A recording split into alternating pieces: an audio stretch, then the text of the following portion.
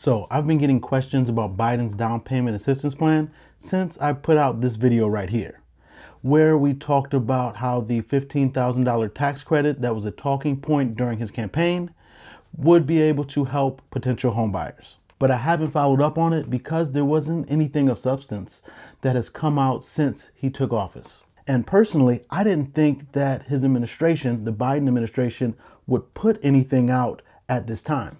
But I was wrong. Last week, the Biden administration put out this proposal, and after reading it several times over, I can fully appreciate its language and how surgical it's trying to make its directives. Hello family, welcome back to the channel. If you're new here, thank you for joining us. On this channel, we talk about money and real estate. And Biden's new down payment proposal definitely touches on both money and real estate.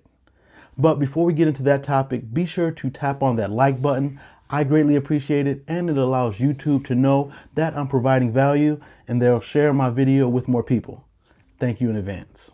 Now, I want to break this Biden down payment proposal down into two videos. This video will be the black and white, pun intended, and is going to go over what the proposal is and who is eligible for it. And then in a follow-up video, I'm going to break down why this proposal or this act was even necessary. Because for the past few days, I've been debating how I want to address this topic, because since the Biden administration put out this proposal, I've heard several YouTubers, real estate YouTubers, and people in their comment section negatively talk about it and complain about how it discriminates. So I don't want to address those issues in this video. That is what the follow-up video is for, where I will break down the historical significance of a proposal like this and why in 2021 it is even necessary to introduce such proposals. All right, let's get into it. First, we have to talk about the name of the proposal.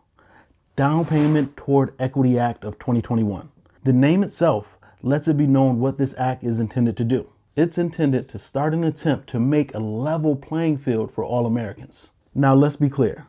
This is just a proposal and has a long journey ahead before it even thinks about becoming law. This is a draft version, and its language will change several times before it is even considered or makes it to Congress, where then it has to pass both the House and the Senate before it can even be signed into law. So if this proposal becomes law, more than likely it will look much different than it does right now. But this is what we have right now, so let's dive into it. The first thing I want to address is that this is a grant and is not a tax credit. And depending on how long you stayed in your home, you may not have to pay back any of the monies you receive with this grant. So right off the jump, this is a huge difference than what the Biden administration or what Biden campaigned for when he was running for president. This is a grant and not a tax credit. Moving on. Next, let's talk about the funding. Well, as we know, Congress holds the purse strings of the government, so it will be up to them how much money is allocated to this grant program.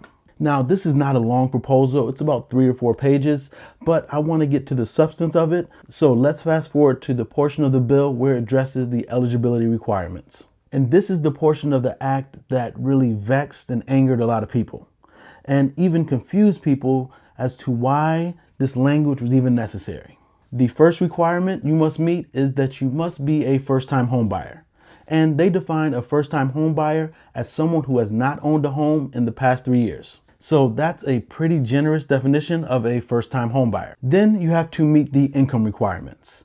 The max income you can have is 120% of the area median's income. Now, before you start wondering what is the area's median income and what is 120% of that, I will put a link in the description that will show you the median income in your area. Now, as someone who drafted contracts as an attorney in a previous lifetime, I can appreciate the language used in this portion of the bill, because it reads, regarding income, home buyers must have an income at or below 120% of the area's median income for either the area where the home is being purchased is located or the area where the home buyer's place of residence is located. So depending on where you live, you might be able to finesse these numbers and allow them to work in your favor so you can meet the income requirement. Also, for home buyers purchasing homes in high cost area, the income level is increased to 180% of the area median's income for that area in which the home is being purchased is located.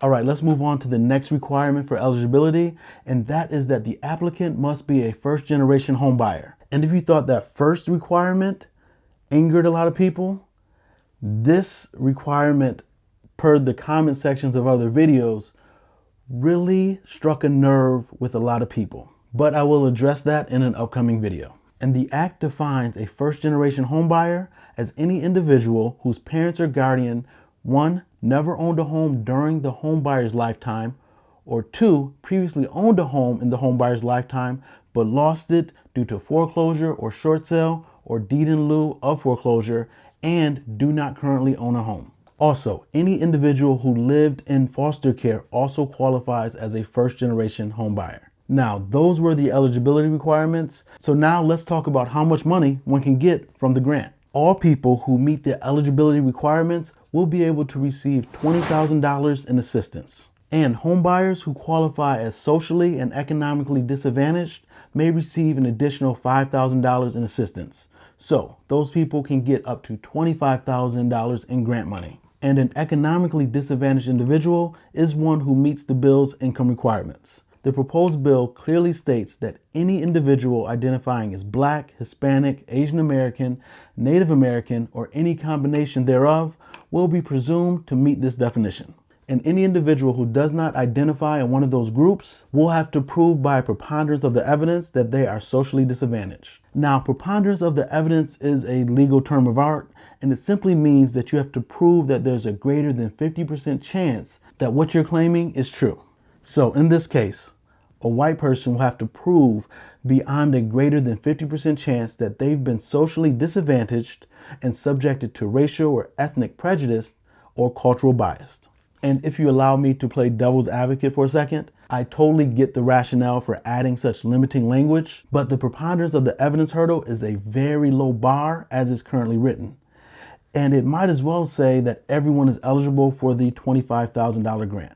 Again, that was me playing devil's advocate, and I totally understand the sentiment of the language, but in order to achieve its objectives, the language itself in the bill would have to be more limiting, and the hurdle that would have to be cleared would have to go up to a reasonable doubt standard, because the preponderance of the evidence standard, just more than a 50% chance, is a very low bar. Sorry, I went off on a little tangent.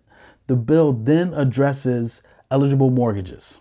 Grant monies can be used to help in the purchase of a home with a mortgage that is eligible for purchase by Fannie Mae or Freddie Mac. So that covers all conventional loans. It also covers mortgages that are insured by FHA or USDA. And it covers all qualified mortgages. So just to be clear, 95% of mortgages today will qualify for the grant monies. You will not qualify for the grant monies if your mortgage is one of the following. If it is an interest-only loan, if it has a negative amortization, or if it has a balloon payment. And lastly, you will not meet the mortgage eligibility if the loan is longer than 30 years. There's also a counseling requirement in order to receive the grant monies. Home buyers who will get the grant monies must complete a home purchase counseling program provided through a HUD-approved housing counseling agency. Now let's talk about how repayment of the grant monies will work. Repayment is on a sliding scale, and if you live in and keep the home for at least 5 years, you will not have to pay back any of the monies you receive. If you sell the home after 4 years, you will have to pay back 20% of the monies you receive. Then if you sell the home after 3 years, you're responsible for paying back 40%. If you sell the home after 2 years, you're responsible for paying back 60%. And if you sell the home after 1 year, you're responsible for paying back 80% of the monies you receive. And if you own the home for less than a year, you will have to pay back all the monies you receive. But the repayment will only occur if you gain any profit from the sale of the home. For example, if you lived in the home for only 1 year, but then sold it, but when you sold it, you only paid off the mortgage and didn't receive any profits, the government will not come after you for the grant monies you receive. Basically, the government wants to make sure that people who are taking advantage or using this grant money is doing so to buy a home that they're going to keep and live in. They don't want to just provide money to somebody that's going to go ahead and flip it for a quick profit. So this has been a breakdown of Biden's $25,000 down payment act, and is aimed at helping achieve home ownership for minorities and people who have been economically disadvantaged or socially disadvantaged, because home ownership has been the driving force for gaining and growing wealth here in America. And for reasons I will get into in the follow-up video, the government is trying to right the wrongs in which it enacted or enabled or even encouraged. Be sure to share this video and hit that like button. I'm Sir Ashley. Talk soon.